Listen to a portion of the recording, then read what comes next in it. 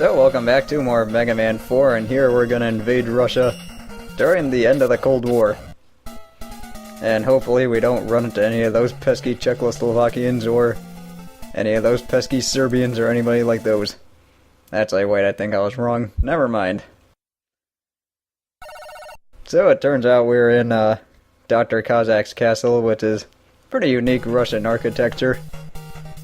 And one thing I didn't know is that you can go all the way to the left and find yourself an energy tank. That's one thing I didn't know for the longest time. And also there are snow and ice physics here because, you know, this is Russia after all. And fun fact, this game did come out like around the end of the Cold War, like when the Soviet Union was collapsing. And one thing I didn't know until like I took world history was that people who were loyal to the Tsar during the Bolshevik Revolution were actually called Cossacks, and that's kind of how Dr. Cossack got his name. And the first time I read that, this is the first thing that came to my mind was, oh, so that's where they got his name from. Anyway, here this first stage is pretty perilous. There are a lot of pits you have to worry about, a lot of tricky jumps. And you do have Rush Jet in case you need it. So let's just get this. Now that's funny game. Anyway, there are not only a lot of tricky jumps, but there are a lot of ways to get knocked off of things, and there are... I didn't know you could scroll them off screen. And there is a lot of ice to contend with. But this first stage is a pretty good challenge. And that's one thing Mega Man games do like to do, is that they do like to make the first stage pretty tricky in terms of platforming. And then after that they decide to throw a whole bunch of different things at you. Which is one thing I do like about the different Mega Man castles. Let's see, do I need anything else here? Yeah, might as well just get Rush Jet. Also, to deal with these guys, what you have to do is go underneath them and then... Oh, that was well done. You have to go underneath them and then drop down. Let's just take care of you. Let's see, there are two ways you can do this. You can either use the ladders like I did, or you can use the Rush Jet. Just be careful not to let those things clamp down on you. And let's see, there's another jumping guardian. Now, one thing about the checkpoints in Mega Man 4 is that if you do die at the boss, they don't leave you back at the where you fought the boss. Instead, you do have to go through the second checkpoint in the game, or the second checkpoint in the level, so if you do have energy tanks, you might as well use them. Let's see, this boss isn't too tricky. The only real threat it possesses to you is if you go in there with low health, and also if you let it knock off parts of the pipes to the point where you end up falling into the pit and dying. But his weakness is a ring boomerang, and we're going to be seeing that a lot in this castle.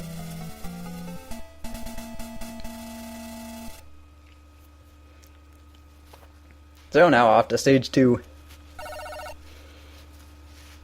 And stage 2 is going to take place indoors. This one does contain a lot more spikes that you have to worry about.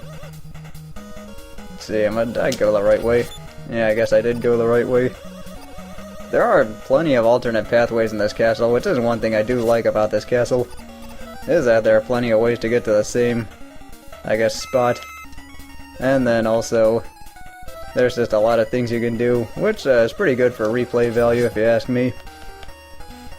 Let's see, with this part, what I want to do is just break these, or kill these skulls, because we got ourselves another Rush Jet section across spikes. And I do like in this one other race, this is like how nerfed Rush is in this game, is that if you do end up getting hit, somehow Rush can end up pushing you into the spikes, which is one thing I didn't know. Also, that was probably the hardest I laughed during that race, was when you got to hear Gnome Shark yelling, "He tried to push me in!" Which was actually a pretty funny part about that race. Still worth watching if you ask me. Let's see, what did I want to do here? And that's the usefulness with the rain flush, is that you can just take out enemies pretty quickly. Let's see, I want to... let's see, what should I get back? Oh, let's get Balloon back. Now, freaking respawning. Let's see, let's just kill this guy and get going here.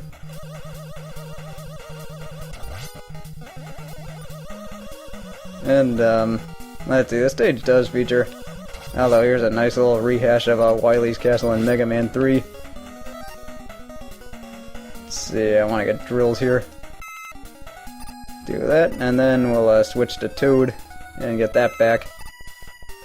So this is a nice little rehash of Stage 1 in Wily's Castle in Mega Man 3, and they do feature a lot of different things this time around. I mean, obviously you had enemies and then you had walls. But I mean, it isn't a direct rehash, it just has some things to go along with it. Alright, let's go Rush Coil. Let's see, these spikes don't kill you instantly, but they do end up hurting you, and they can be annoying to deal with if you don't time it right. But I just wanted to get that life because I'm a greedy bastard like that. So here we are at the second boss, and this is gonna be... I don't really know what you call this thing, but it does catch you off guard the first time around, especially if it does that one really fast thing. If you do end up getting pressed against the wall, it doesn't kill you instantly, but it does do a lot of damage. And so you want to hit this thing at the core, just like so, with the Dust Crusher. And I end up getting 4 hits in on him. And whenever he's going slow, that's when you know he's gonna form. But other than that, then yeah, that's really all there is to this boss. It's actually pretty simple. Alright, can I kill him here? And it turned out I can.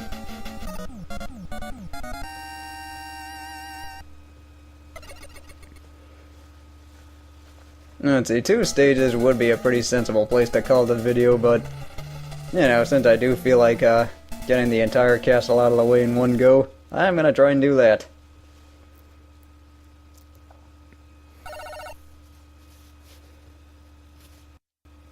And here we are in stage 3, and they like the pulsing clouds. But here's something highly unusual for a Mega Man game, which is a Mario-style auto-scrolling level. And you don't really see that very often in Mega Man games, just because, you know, Mega Man games just don't really apply to that kind of platforming. Or that kind of platforming doesn't apply to Mega Man games. I think I might have got that sentence backwards. Alright, I need to kill this thing. And unfortunately, with a lot of moving sprites here, it is pretty easy to get a lot of slowdown. Then again, that could just be the stuff I have running. Who knows?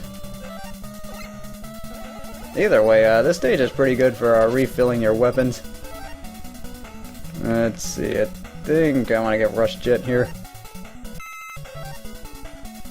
Ring Boomerang is also a pretty powerful weapon to have here, because it's pretty easy to kill these turned guys with the Ring Boomerang.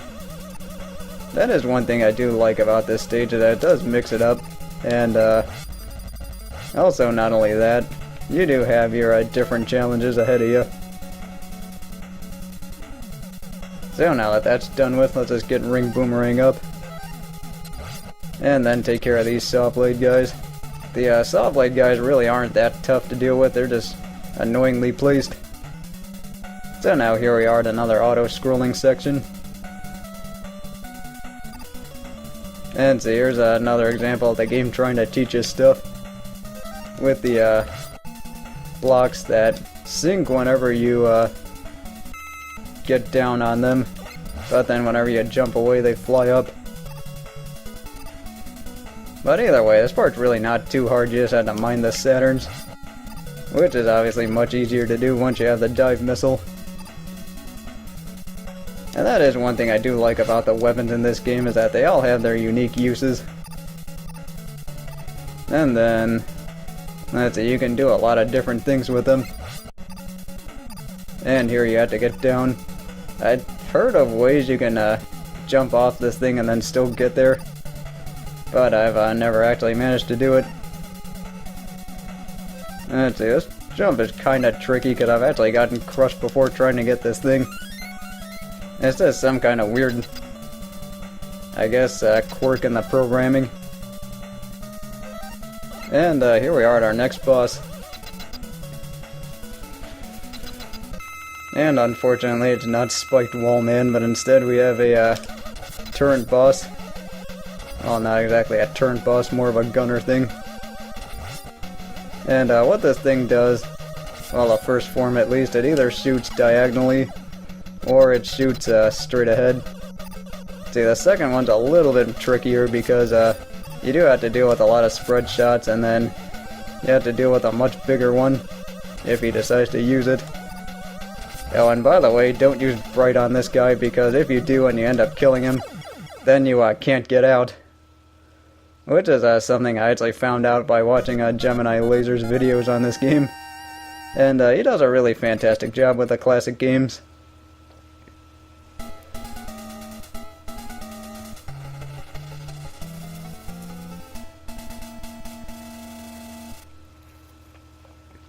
So now off to the final level of this castle. Also, that little square means that there is an alternate pathway. But I'm just gonna go ahead and take the easier one.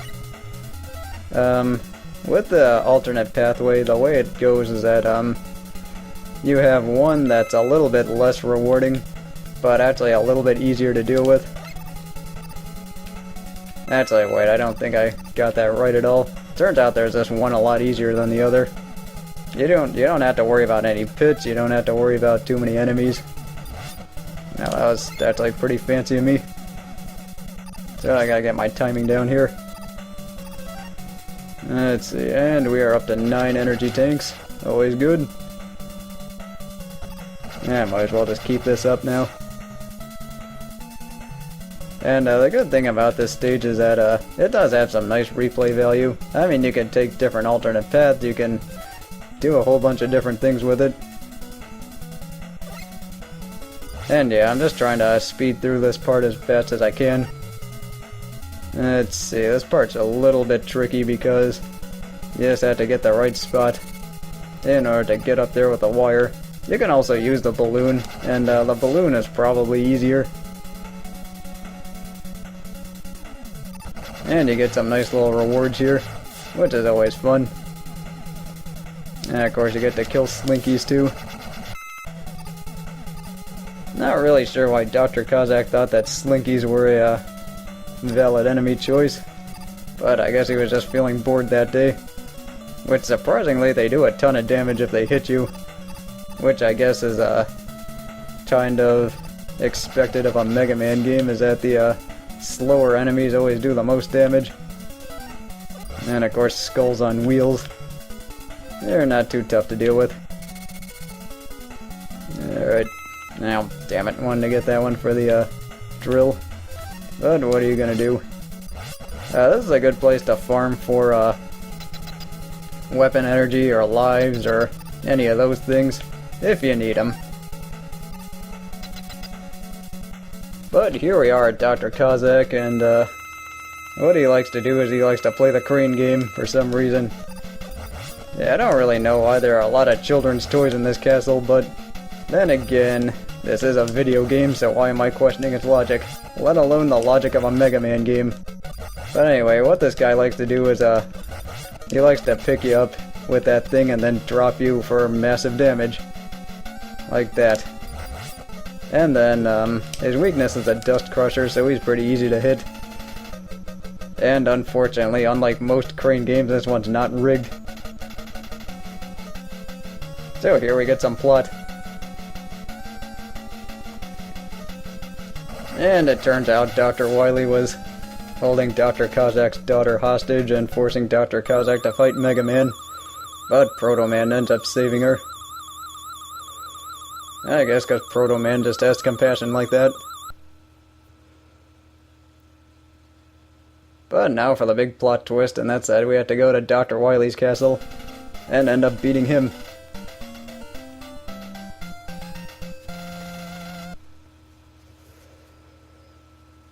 Now we got some more stages to go here.